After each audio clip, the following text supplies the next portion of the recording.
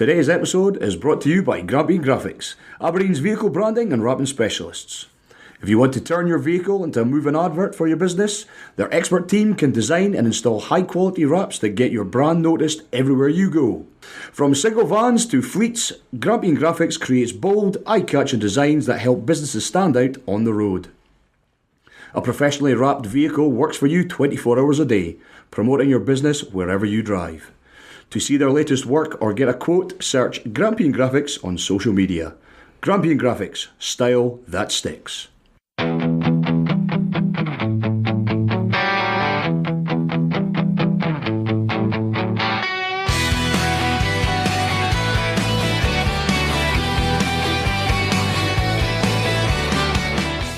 This week on the Sheepfiddlers podcast, the Dons are back at Pittodrie and it's a big one. Aberdeen take on Rangers in a massive early season test. So can the Dons put down a marker against one of the teams expected to be challenging at the top end of the Premiership? We've got all the latest Aberdeen news, the big stories from around Scottish football, and of course we'll be previewing Aberdeen v Rangers, plus the return of John Bleatin, where you know there's going to be plenty to get off our chests. As we finish as always with Bleat of the Week. All that, plenty of opinion, plenty of debate, and hopefully plenty of Aberdeen positivity. This is the Sheepfiddlers podcast.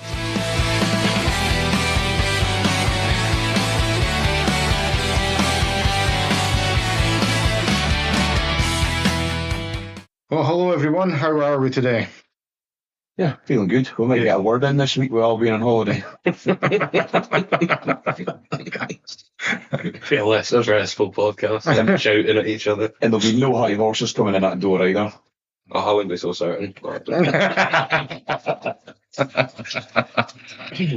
The music is out of the way, the microphones are on, and we're ready to get stuck into another week of all things Aberdeen Football Club and Scottish football. Al is off sunning himself, and this week there is a big one on the horizon.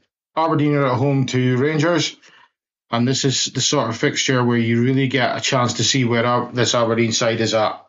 We're looking ahead to the game, discussing Rangers' threat, where we think Aberdeen can hurt them, who could get the nod in the starting 11, and of course we'll be putting our score predictions on the line. But before we get to the game itself, we've got plenty to get through. We'll bring you all the latest Aberdeen news.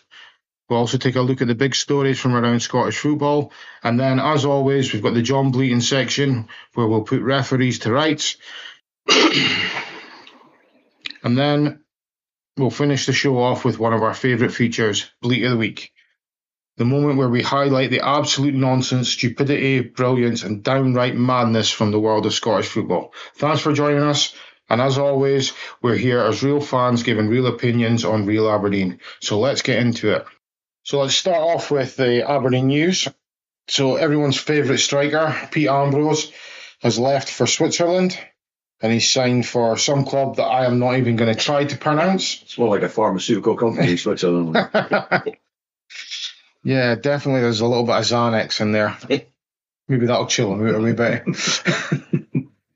I've got to say I'm heartbroken. I know I'm in the minority here, but he was my wee prince after the last King of Scotland left. Oh my God. He was the prince, and it's a shame it never worked out. The boy tried his hardest.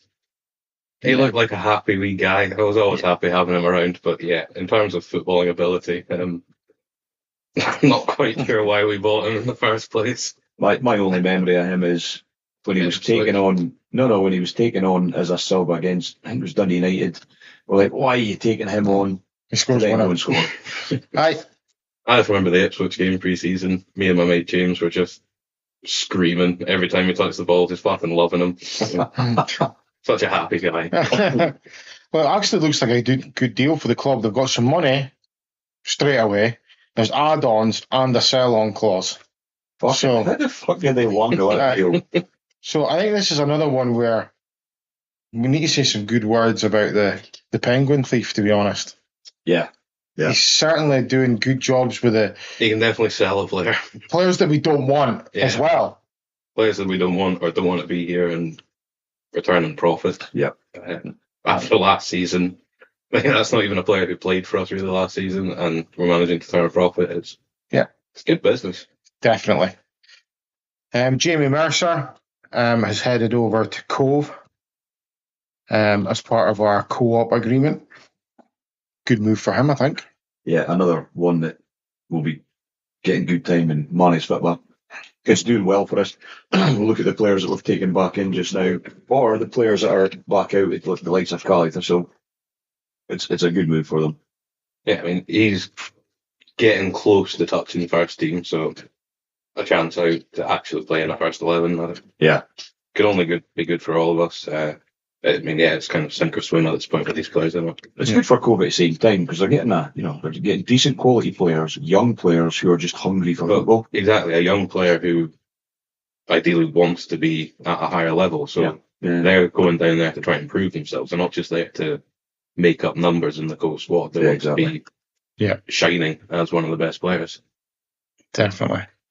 Young Dons reached the Aberdeenshire Cup semi-final, beating Keith 1-0. They will play either the Broch or Devon Vale.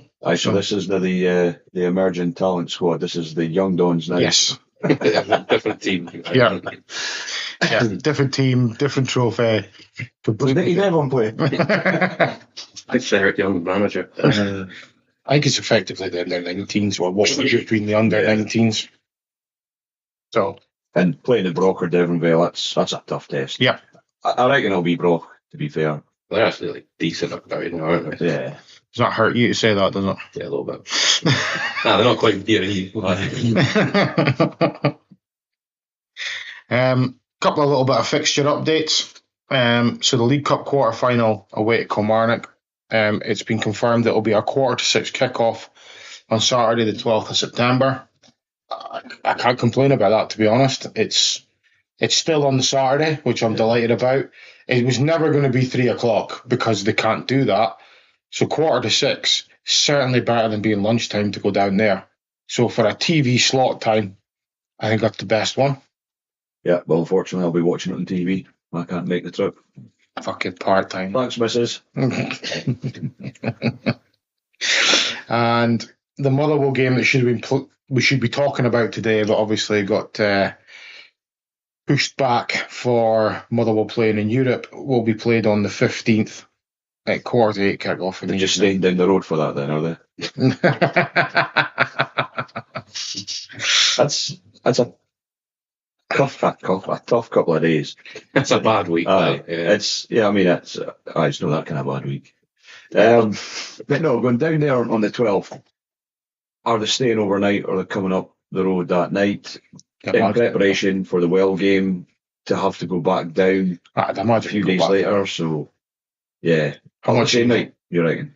I think they'll just treated. I would imagine they go down on the Friday night, stay, do the normal away day prep, come back up on the Sunday, and then go back. Probably leave early on the Tuesday morning. I would have thought. Yeah. Still far, but yeah. Yeah. I think this is a good place to talk about something else, actually, because it is a little bit of news, but it's not really news. We spoke a few weeks ago about Mitchell Frey and the rumours of him going. I've heard nothing. Aye. And he's been nowhere near a first team. No. What's going on there? Yeah, you want transparency and openness from your club as to what's happening. There's so many rumours and questions. But like you said, it's been radio silence for a couple of weeks, so is something happening in the background and we're just not aware of it? Because like you said, he's been nowhere near the first team, and he deserves to be. Yeah. So what is going on? Mm-hmm. I mean, I could talk about it every single week on this. It feels like, but yeah, I don't understand it. As far as I was concerned, coming into this season, the one position we were sorted for was fullback. Yeah. We've punted out our fullback, so what the fuck what do we know? So looking at the recent news, not in the Sun or the Daily Rangers, the local news, they are saying that there's still more people to go, but potentially a signing or two more to come in. So what the fuck is going on? I mean, we've got to still decent assume squad. Palaversa is still leaving. He's got to be going. Got to. Yengi got to assume is leaving. Yeah. Like, these are... I think Palaversa in particular. We don't know. It's rumoured that Yengi's on high wages. Yeah. And be certain Palaversa is on high wages. Yeah. Because it was what he was before we signed him. He was a £5 million player. Like, 7. Was it 7. strictly come down? Was it 6? Just for you all, was it 6 or 7? I think we'll end up on Yeah, no, there. yeah, I'm pretty sure it was about £7 million player he came in as. But he's coming with Man this City reputation. days. He had a bit of injuries before he came to us, and obviously when he first started, we're seeing why he was highly rated, why teams had spent 6 or 7 million on him. And then we made him a shite player. By not playing him, By like, not playing him, yeah. not like by us being shite, by just Yeah. having him on the benches and everything like that. But is this where the offers aren't good enough to get them to leave? So if they're getting paid X Yeah, with us, possibly. and then they're not getting the same value to go to another club, well, why would they? Yeah, you're going to go somewhere else to possibly play, but definitely get paid less. It's just not going to happen. Yeah. Another one I finding a little bit weird is Bilalovic. He seemed to be getting a chance. It looked like he They was. interviewed him for the club TV, and now he's vanished. Yeah, looked like he was getting like touted as the next. Like he was going to be our Yeah. winger this season, or at least on the bench, and I don't know if he has been since the proper season has started. What's the countdown and transfer window? I think we're saying the 1st of September, aren't we? So Yeah, 1st of September. A week tomorrow. Week tomorrow, yeah. Not much, yeah. Well, a week tomorrow we'll know. Yeah, definitely. Anyway, so that's us up to date with everything Aberdeen. Premiership roundup. So there was just the one game at the weekend. The D beat United in the Dundee Derby 2-0 at Tannadice. So my kind of questions, I've got 2 questions here about the Dundee Derby. Is Elvis making a lot of people, and I include myself in this, make them eat their words? And is Goodwin's jacket on a sugary peg at United? Yes and yes. Asked me a year ago, there's no way I'm saying Presley's going to turn it around and look good at Dundee, but genuinely I think they might. They're looking decent. Mm-hmm. They've got a good squad there. They've lost their talisman and they still go and win 2-0 against the biggest rivals. That's massive. The Bevins are looking quite good, which is great for the Scottish national team side of things. They might be decent, and if Goodwin's on a sugary peg, well, that's just good stuff. Isn't it? Thought you might like that. Yeah, did you see the video of the D team walking from Dens down to Tannadice? It's tradition. Yeah, it's pretty good. Like I've never actually seen that happen. Both teams do it. Yeah. It's an interesting tradition, that. Yeah, waste of a bus journey anyway. Yeah. Well, there's been talk of, I think it's Dundee, isn't it, wanting to build a new stadium? Yeah. Yeah, don't do it. Like, that's such a cool thing to have. Yeah. I'm on the same street. Just don't do it. Yeah. Good luck, Goodwin, on your next job. Yep. The Rangers job might be available soon. Well, the Celtic job could be his. If O'Neill doesn't last. Aye. And I mean that in the nicest possible way. No, I don't mean any harm against O'Neill, but just for his own health, how long should he be in football for? I really don't like what he did last season. I think was enough at his age. Yeah, like that's it. Just there's too much stress, especially in club football. Maybe international, you've got a lot of downtime. That'd be a bit better, but how long are they going to the hang on stress, to? and especially at Celtic, the pressure that gets put on you, that's not good. See, they could have wrapped it up early doors if they just held on to him for the season and then find themselves that right manager, that right fit. I think probably I know they tried. Probably the easy job of they should have stuck with him, not got in Nancy, and then it was a nice, easy pass the reins over to Sean Maloney and that background staff, because they were the ones actually doing everything. Yeah. O'Neill was just the figurehead to, whip the boys up. But once they're, all in that mindset, you pass it over to the guy doing the tactics. Yeah, I agree. Well, what I've heard is that he's not actually in Celtic 5 days a week. Well, 5 or 6 days a week. He only comes in, 1 day a week, and then comes in on a Friday for the pressers and then match days. Okay. The rest of the time it's Maloney that's dealing with it all. Oh, there you go. So it kind of is that. It's just should have been the Scotland manager. Well, that's a nice wee segue into Scottish news. So the new Scotland manager has been doing his press work this week, and might as well get our Scotland's correspondent Liam to get us up to date with him. Yeah, so I went to have a look into his managerial career. It's not long; it's 2 seasons. So it's quite hard to get a good gauge on what he actually is as a manager. But the suggestion seems to be he plays with 3 at the back and lots of bodies going forward in attack, but also saying that he is flexible to playing 4 at the back. Now you come into the Scotland setup, 3 at the back, that's straight out the door straight away. We don't have enough centre backs to be playing 3 of them, so we have to go 4 at the back. We've got wing backs. I was just thinking, you brought up frame. I was thinking about it earlier today that we've got fullbacks for Scotland who, as far as I'm concerned, are on their way out, apart from Aaron Hickey, who's made of glass. Wouldn't it be lovely if a team that should be at the top end of the Scottish Premiership had 2 young Scottish fullbacks to put in their starting 11 week in, week out? Yep. This is I can understand why Aberdeen have done what they did, but maybe the SFA at some point should be stepping in and sorting out Scotland. We're buying too many players. I know Chris Cadden is Scottish. I'm not forgetting that, but the opportunity that has been missed by Lobbin, I think, is to not give one of them a go. I think is actually quite poor from us. And I know there's going to be other instances of that around Scottish football. But that's it. It's the next generation, but you need to bring in the next generation. Yeah, to cut their teeth. exactly. Yeah. I think the big problem with that is unfortunately the shelf life of a manager is getting shorter and shorter and shorter. Yeah, that is it. So they don't have time to gamble on youth. If they don't work straight away and work consistently, they have to go with experience. But what I would say is the manager / head coach, their career or time at a club will be short.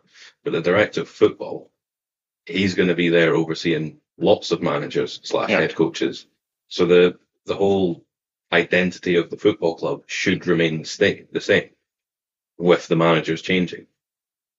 Yeah, but you're still going to have a manager's going to pick, ultimately, if he's under pressure, he's going to pick the experienced player over the young player every week. And then as soon as you get a director of football that's picking the team, then you might as well not have a manager.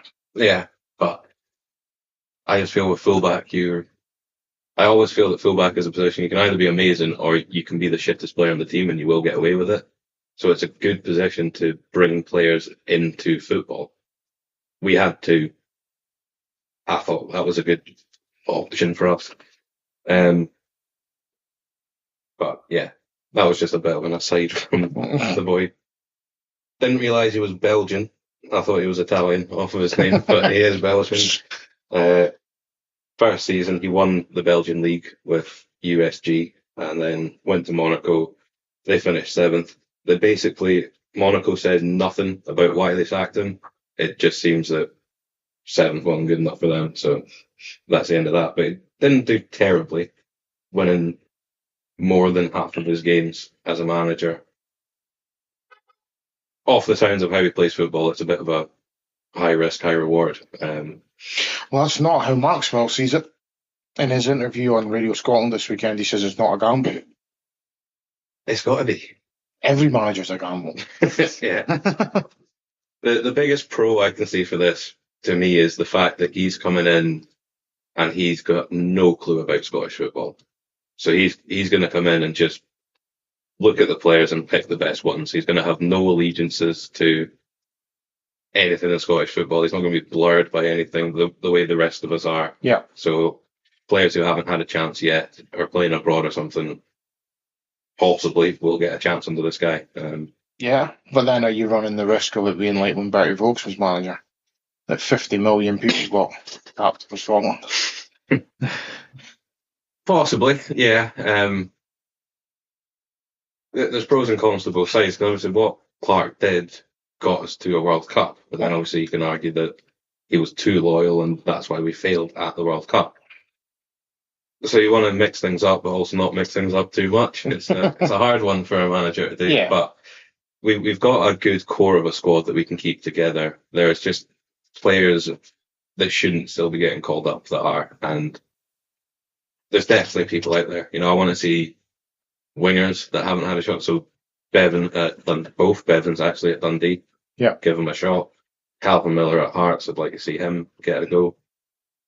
There's got to be other Scottish wingers somewhere in the world playing football. So there'll be some from Belgium with long lost grandparents. That'd be absolutely delightful. Tielemans or a De Bruyne or something. Have you seen De Bruyne? There's no way there's no Scottish in it.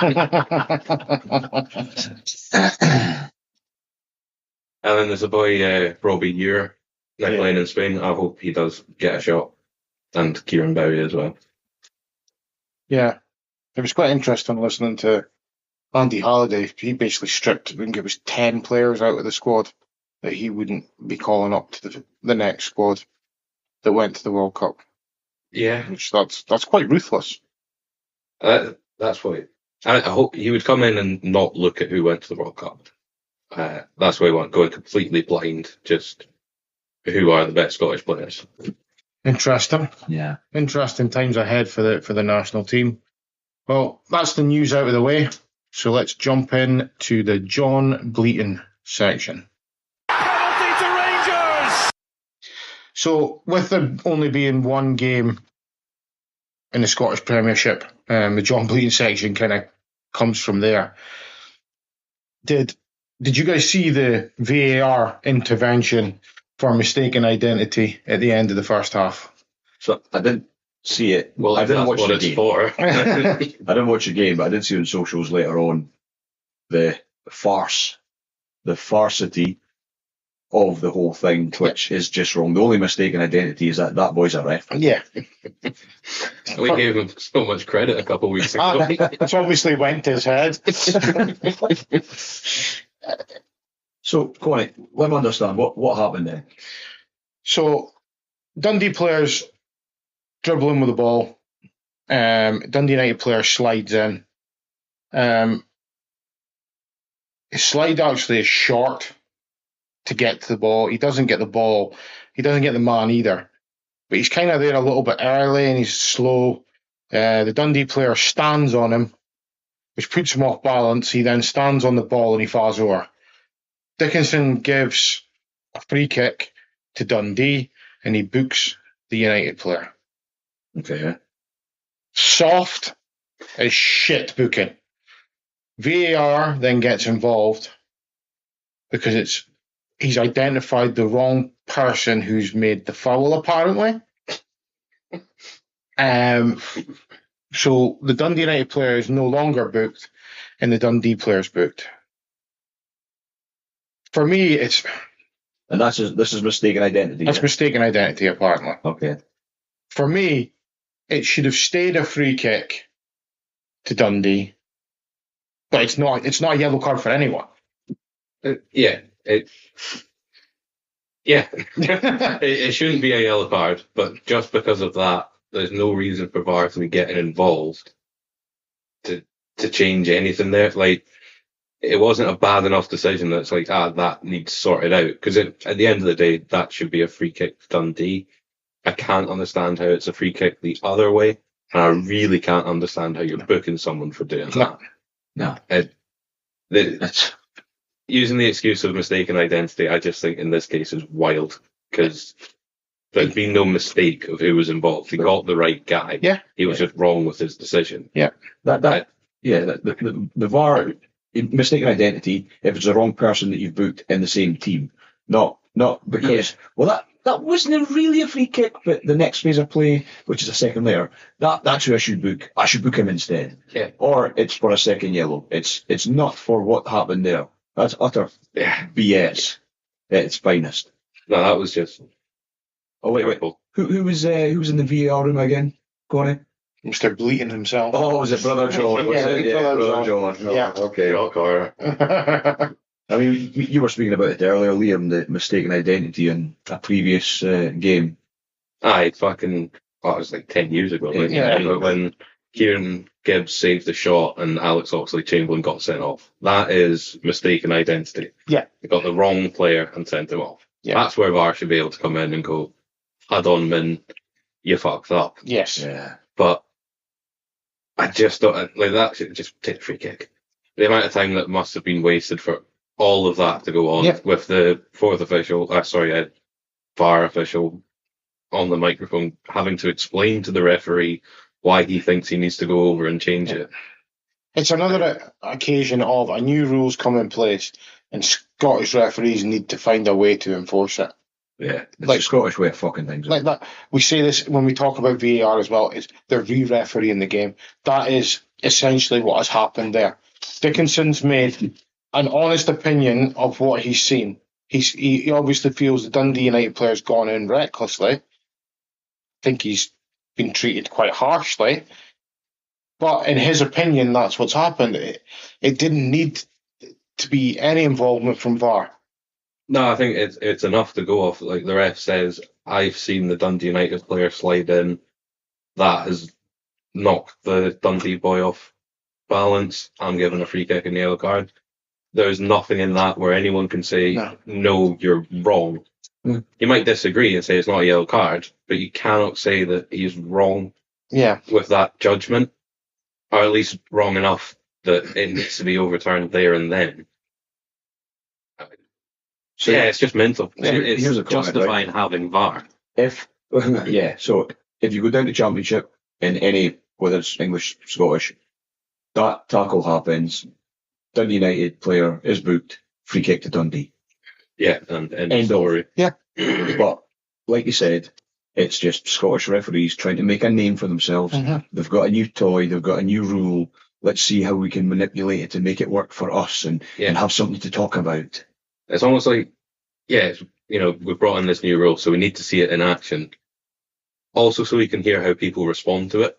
Yeah.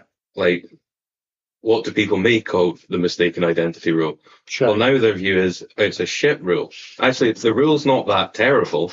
You just haven't actually applied it yet.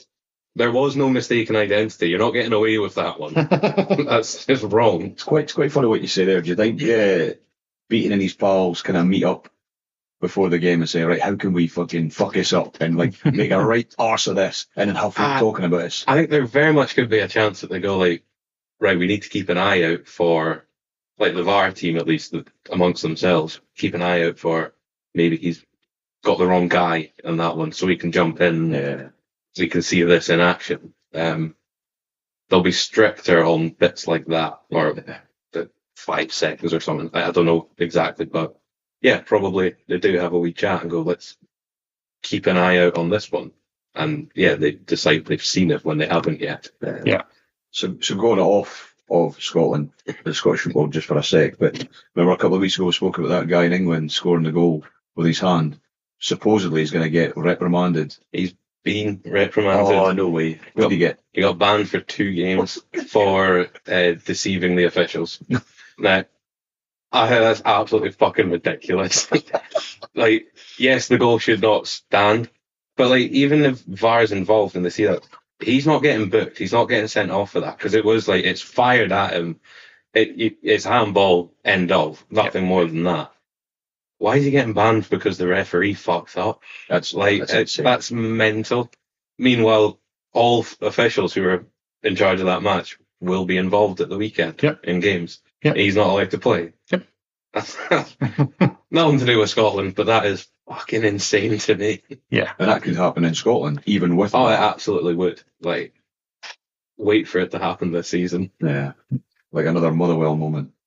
Mistaken identity. Penalty to the Rangers. Right. Let's move on to the first real heavyweight test of the season at Pittodrie. Aberdeen have started the campaign with plenty to be positive about, in my opinion. And now comes Rangers. Can the Dons show this Aberdeen side is able to compete with expected challengers at the top end of the Premiership? So, how big a game is this? There's no bigger game, to be honest. Especially at this stage of the season. Yeah. In any part of the season, the Rangers is always a big game. Yeah. I think this is a game, we get 3 points on Sunday. A lot of people will shut the fuck up when it comes to Robinson. But it's not going to happen. That's going to be huge. Yeah. But I think it's a big game because of where we are as a team now. We're not anymore a team that should be challenging for the top 3 in the Premiership. We've dropped way out of that.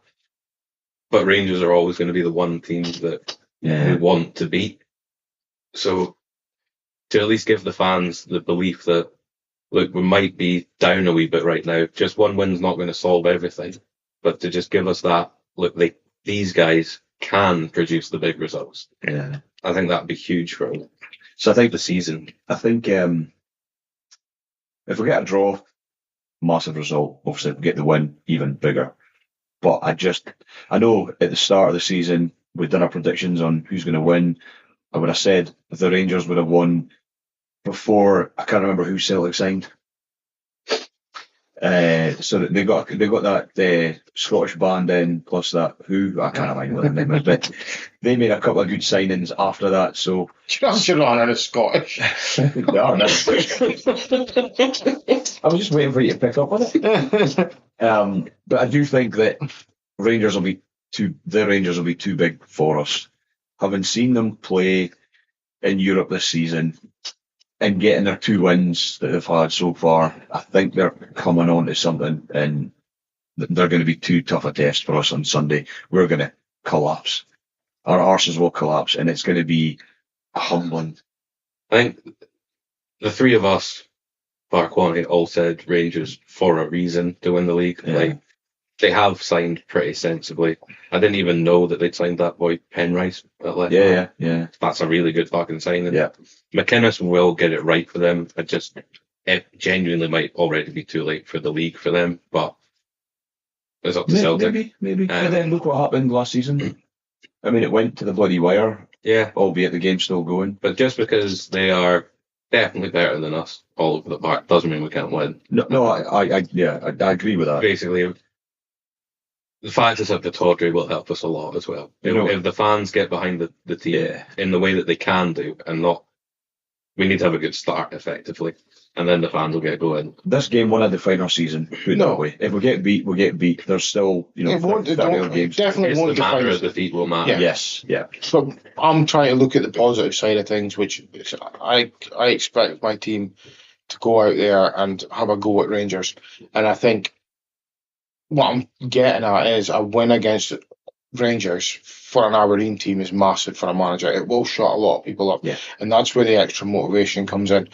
You've also got to take into account that, Rangers are away from home on Thursday in Europe. Okay, yeah. Now, with a bit of Friar tuck, they're only 1-0 up. Hopefully they get beat 1-0.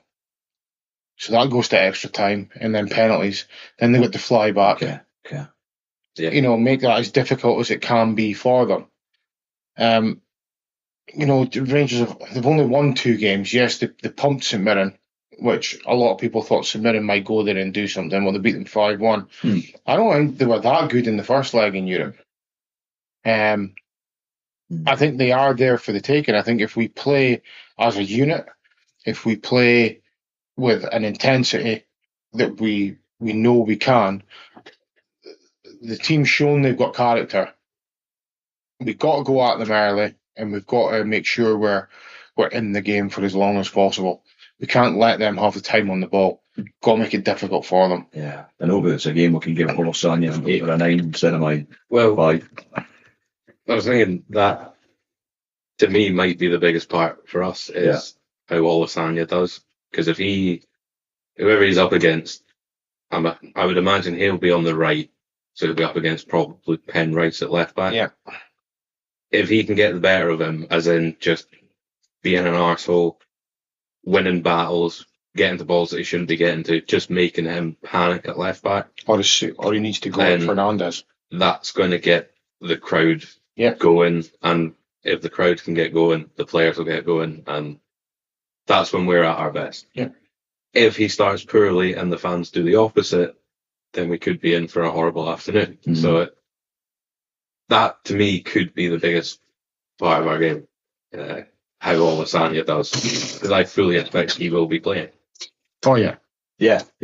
I think the front 3 will be Nisbet, Natello, and Olasanya. That's the front 3. Mm-hmm. I'm assuming Lyons is going to be fit enough that he comes back in, and Ronan has to move forward a little bit to allow that. So I would go. I'd go the Aremu, Lyons, and Ronan. Yeah, that's in how midfield. I would go, and we know the back four. Yeah, back 4 just a back 4. Right, Mitchell Frame, Dylan Logan, Yep, ideally. Max Knudsen. Jack Mill. So yeah, obviously you've got the slight undertones as well. You've got Derek coming back as our Rangers manager this time.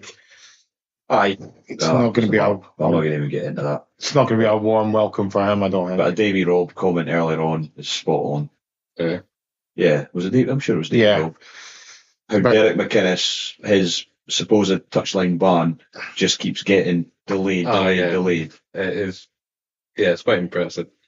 The fact he managed to avoid that ban getting brought up in the first place until he became a Rangers manager for so long was pretty impressive. Yeah, it's insane. Yeah. Also, talking about things he's said in press conferences. You see him talking about Devlin's red card. Going like, it is a red card, but seeing him doing that all the time at Hearts is what you want, like diving, fouling. Yeah. Okay. He's gone full on. So, what's your predictions for Sunday? No comment. I'm going 1-0. Hope for the best. 2-1 to the home team, to the Dons. James Maddison free kick in the last minute.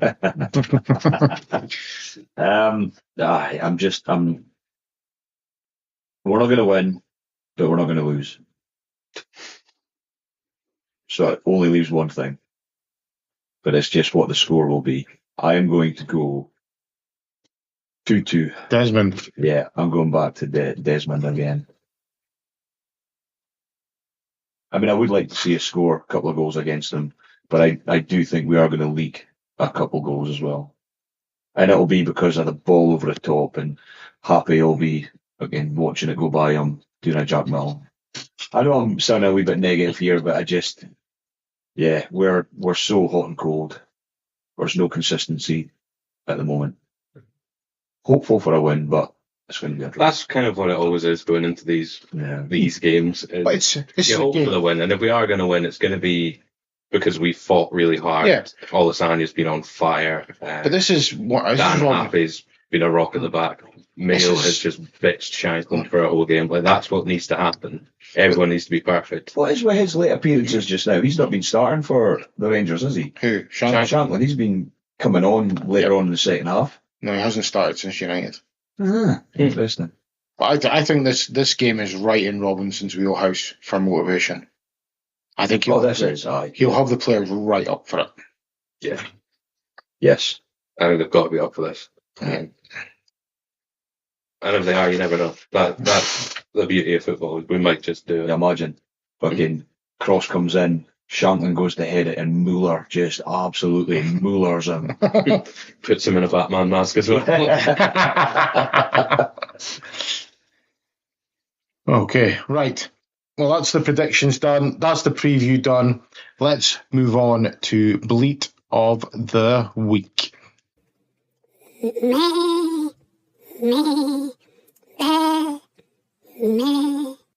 Right. So I'll kick off Bleat of the Week.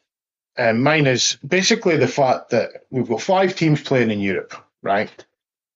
And we knew before the fixtures were released that this was a possibility this weekend. So why is it that those 5 teams are playing somebody different? Why couldn't they have had, leave us play Motherwell? That's not why I'm having a pop here. We play Motherwell, that's fine. The other 4 played it. And then the other 4 play each other. So you've got 2 teams playing in Edinburgh, 2 teams playing in Glasgow. So the police is fine. That's all fine and dandy. And then that way we could have 3 fixtures this weekend and not just 1. Yeah. And they do, like, every season, whenever there's those, they don't want to delay games because of weather and stuff like that. Yeah. Because they always moan about the fixture pile-up and stuff like that. And, well, you're causing it. Yeah. This was always going to happen. There was always going to be at least 1 team. Yeah. Probably more, not playing this weekend. So, yeah, should have looked into that. Just have them play each other. But I know with it being 5, someone was going to play someone. But that's fine. There's still 4 teams could have played. Yeah. Well, so, no, would it be 1 more game? No, yeah. 2 more games. It would have been 2 more games, yeah. 6 teams. Yeah. Which is... Yeah, it was 6. Yeah, 6 teams.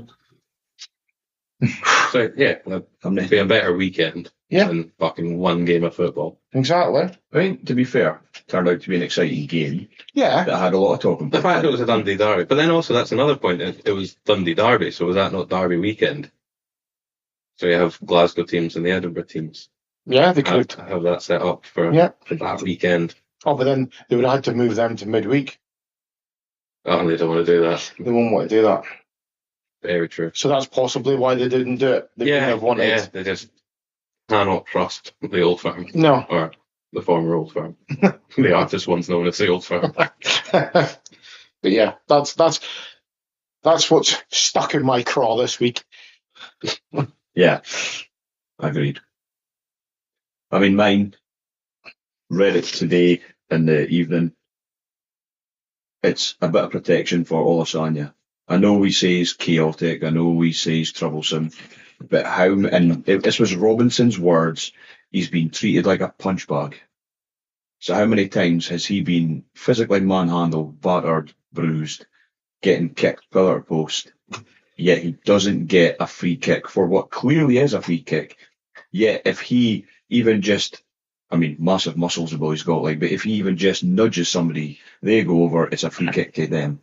Why is he not getting the protection that others are getting? Do you find a lot that, it's not the same as the way goalies get protected, but I do feel that defenders, particularly centre-backs, they get a little bit more of the rub of the green from referees. If a defender goes down, they're more likely to get the free kick, in my opinion, than an attacker going down. Yeah. If they kick the absolute living shit out of Olasanya, for instance. The thing with Olasanya is he does do the same to the defenders. But yeah, it was Dundee game. There was about 3 times where there was a ball up in the air and the defender just absolutely smashed into him. Yeah. Which he got fouls given against him for, but was never given for him. And then the one, I don't know why I'm pointing because you can't see that on here. But the one at Hearts when he was bundled over the advertising boards. Yeah. That was deliberate.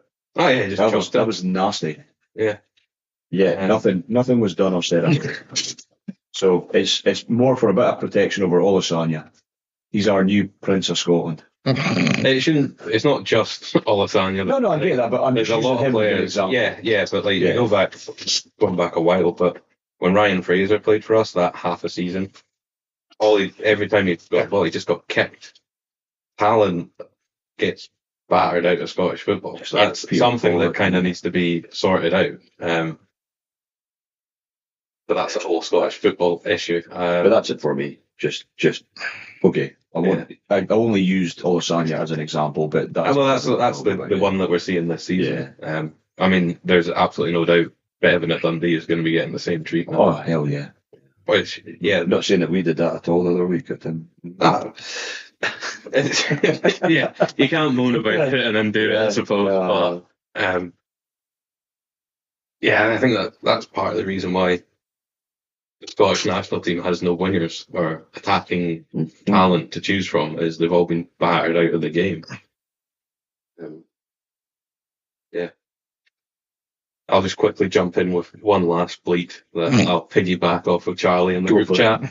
A week ago they announced that BBC will be showing 38 Serie A games this season, which, first off, I think is fucking amazing.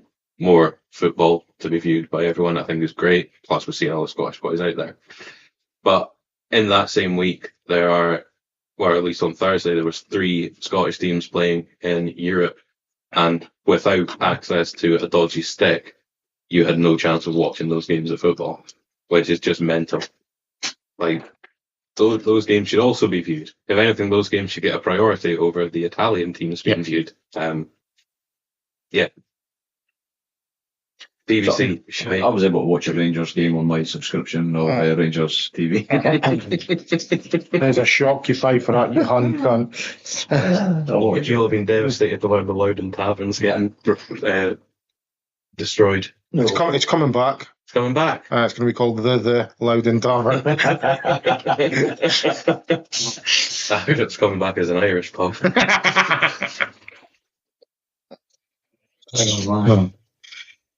Oh well, that's it for another episode of the Sheepfiddlers podcast. We've talked Aberdeen, we've talked Rangers, we've talked about Scottish football, and we've had our say in the John Bleatin section, and we've finished things off with Bleat of the Week. As always, we want to hear from you. Did we get it right? Did we get it completely wrong? Let us know in the comments. Get in touch on social media and send us your opinions for the next episode. And if you've enjoyed the podcast, please follow, subscribe, and like and share. It generally helps get other Sheepfiddlers listening to us. You can find us across all the usual social media platforms, and if you want to support the podcast, you can buy us a coffee, or, more realistically, a few beers. Thanks for listening, thanks for watching, and thanks for supporting the Sheepfiddlers podcast. We'll be back next time with more Aberdeen, more opinions, more arguments, and probably a few more things to bleat about. Until then, come on you Reds. Come on, you Reds!